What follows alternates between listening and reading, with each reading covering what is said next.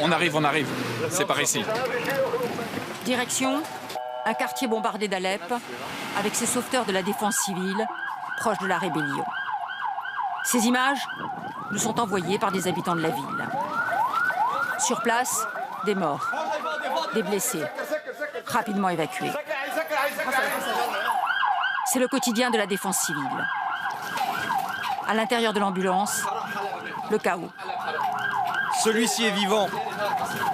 À Alep, ça bombarde, jour et nuit. Ici, des nouveau-nés reposent dans des couveuses, miraculeusement indemnes. À quelques mètres à peine, une bombe vient de dévaster une partie du bâtiment.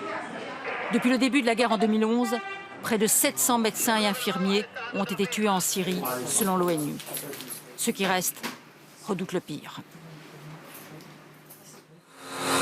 Depuis le siège d'Alep, les médecins et les infirmiers qui venaient ici ne peuvent plus franchir les lignes. Nous ne sommes plus assez nombreux.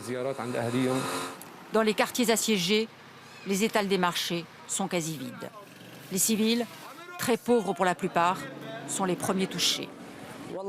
Ici, à Alep, c'est terrible.